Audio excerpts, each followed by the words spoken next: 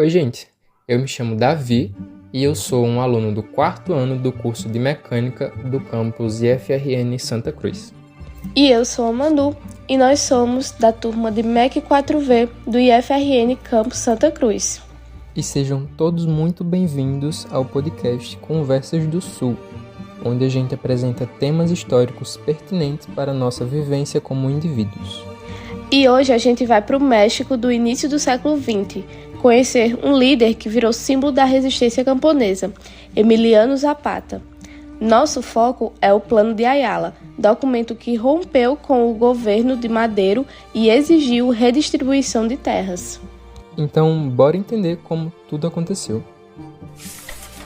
Zapata nasceu em 1879, no estado de Morelos, no México, numa família camponesa. A origem dele é mestiça e indígena, ligada às comunidades que cultivam a terra da região. Desde pequeno, ele viu aldeias inteiras perderem suas terras para fazendas cada vez mais ricas, e esse cenário formou toda a sua visão política. Isso lembra muito várias revoltas que a gente vê e nem percebe ao longo dos anos, como, por exemplo, as revoltas de escravizados contra sistemas desumanos, as revoluções socialistas que criticavam a concentração de riqueza, entre muitos outros. Zapata se encaixa nesse grande conjunto de movimentos que lutam contra estruturas injustas. O lema dele é Tierra e Liberdade, já mostra a ideia central: não existe liberdade sem acesso à terra. Agora, vamos situar você, ouvinte, à Revolução Mexicana, porque eu acredito que muita gente que está ouvindo talvez não conheça o contexto. Ela começou em 1910 e, dependendo da interpretação, terminou em 1920, com a consolidação de uma nova Constituição e de outro projeto de país. Antes da Revolução, o México era governado por Porfirio Díaz, um ditador que ficou décadas no poder favorecendo elites e empresas estrangeiras. O povo vivia explorado, especialmente no campo, marcado por um trabalho forçado, pelo endividamento e pela perda de terras. É aquele padrão clássico, né? Quando um governo favorece só as elites, o povo reage, e no México esse caldeirão social explodiu. Nesse cenário aparece Francisco Madero, um político liberal, mas aqui vale lembrar que existem várias concepções de liberalismo.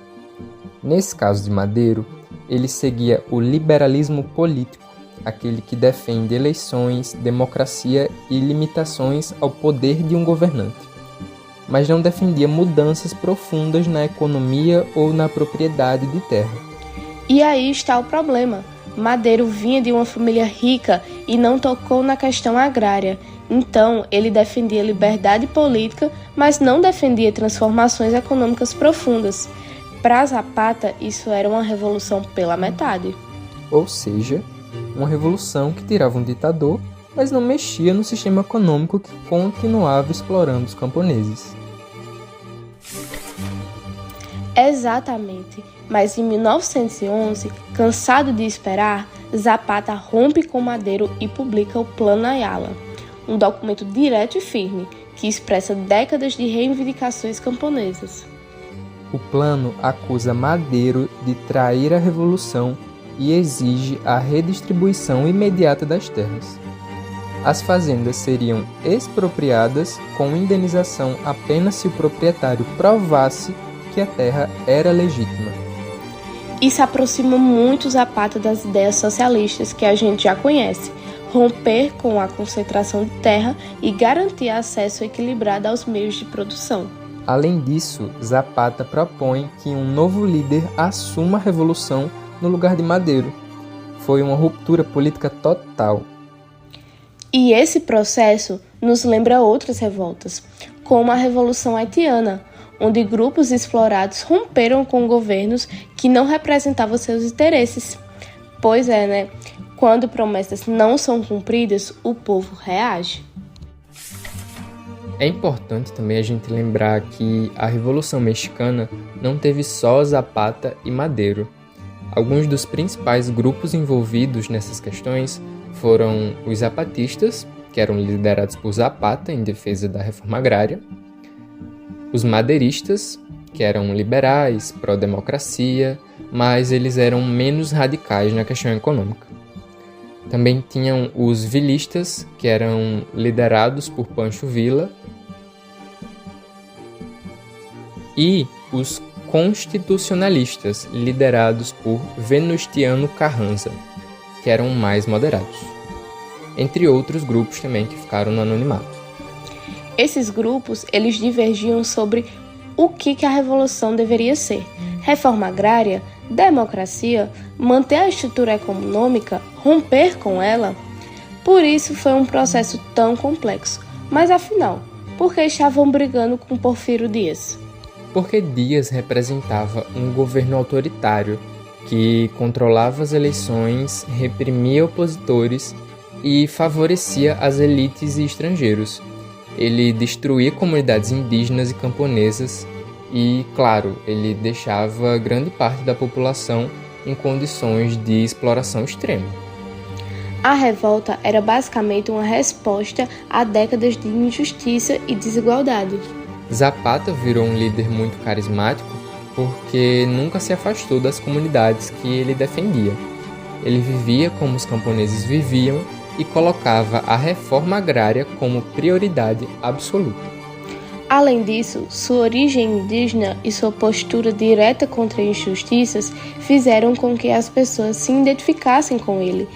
Era um líder que falava a linguagem do povo. O legado do zapatismo continua vivo. No México atual, o EZLN, Exército Zapatista de Liberação Nacional, defende autonomia indígena e autogestão comunitária. E debate sobre a reforma agrária na América Latina, incluindo o Brasil, diálogo totalmente com o pensamento dele. Zapata virou um símbolo cultural. Ele aparece em murais, em cartazes, na arte urbana e também em movimentos sociais. Ele virou uma referência de luta contra o autoritarismo. O Plano Ayala reforça uma verdade simples: sem mudanças estruturais, especialmente sobre terra e desigualdade, nenhuma revolução é completa. Todas essas lutas têm algo em comum. Quando o governo deixa de representar o povo se organiza, e Zapata é um dos grandes símbolos disso. Bom, pessoal, é isso. A gente viu como Zapata e o plano de Ayala se conectam com vários temas históricos importantes e como ainda fazem sentido hoje em dia. Obrigado por ouvir o Conversas do Sul e até a próxima.